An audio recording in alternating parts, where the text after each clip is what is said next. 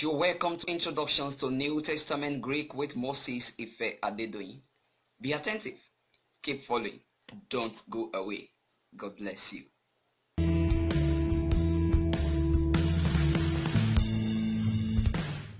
You're welcome back. May God bless you in the name of Jesus. In our previous lessons, we've considered the Greek alphabet, wherein we try to look at how the letters are pronounced and written. Also, the Greek signs have been considered. But today, we are going into the Greek grammar proper. So, on a lesson, as the grammar class begins, we shall be considering the present indicative active of the verb luo. Luo is a Greek word and at the same time a verb. So, the present indicative active of the verb luo. With this, we shall be considering luo, the verb, as a pattern of conjugation for other verbs that are of the same kind with luo. Now, luo is a Greek word which is translated as I lose. I lose. The pronoun I is added to the verb lose because the pronoun for the conjugation, we shall be looking into the personal pronoun classification as conjugation pattern for luo verb. And that's to tell you that we'll be considering the first person, the second person, and the third person, both the singular form and the plural form. First person singular, luo, that is, I lose. And the second person singular, which is lueis, means you lose.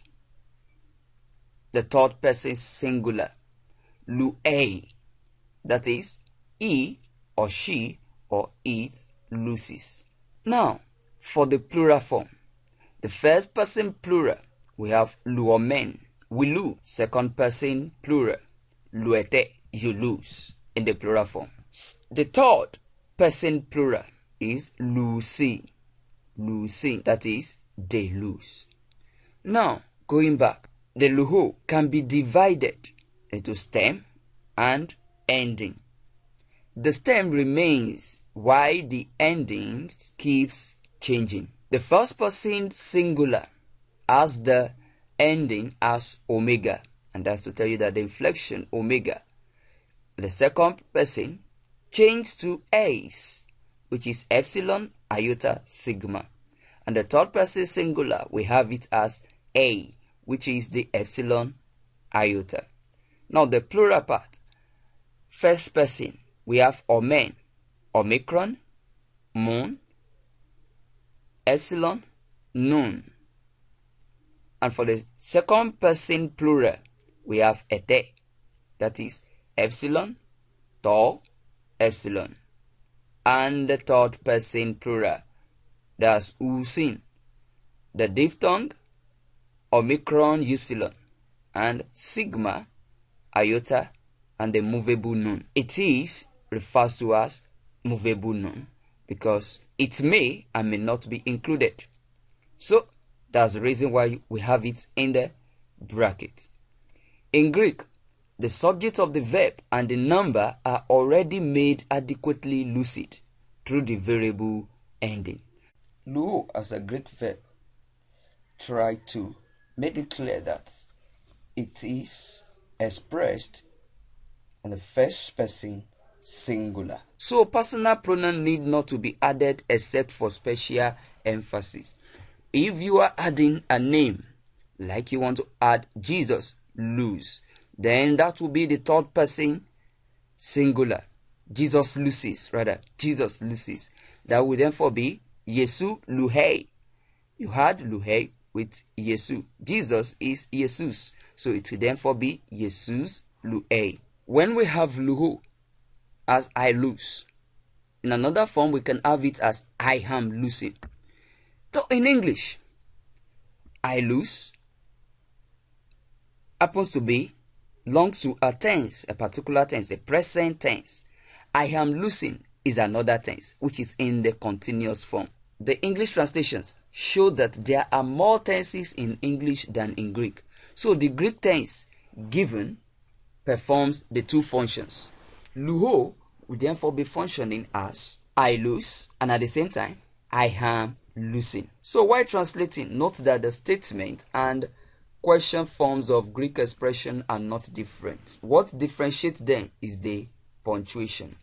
To differentiate luho as a statement from a question, to note that in the written form would be the question mark. So when we have lues with full stop period, that is a statement. That lues means you lose. But when we have lues with the question mark, the Greek question mark looks like the English semicolon. And for that reason, when we have lues with the question mark, that will be do you lose? To cap it all, we have to consider the vocabulary, and the verbs given here follow the same conjugation with luho. So let's go on. Balo, I throw. Blepo, I see. Ginosko means I know. Grapho means I write. Egero, that is I raise. Estio, I eat.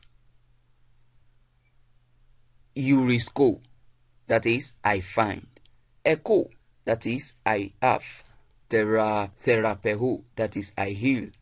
After that, we have Krino, I judge. Lambanon, I take. Lego, I say. Luho, I lose. Menon, I remain. Pempo, I send. Sozo, I save. Again, I repeat. Sozo, I save. So those are the Greek vocabulary we are going to be considering under this lesson. Thanks to you all for being so attentive. God bless you. Thank you for participating in this class. Do you have questions? Then drop them at the comment box. Definitely you receive response to them all. Thank you once again. God bless you. Alpha, beta, gamma, delta, epsilon, zeta, eta, theta, iota, kappa, lambda, mu, nu, xi, omicron, pi, rho, sigma, tau, upsilon, phi, chi, psi, omega.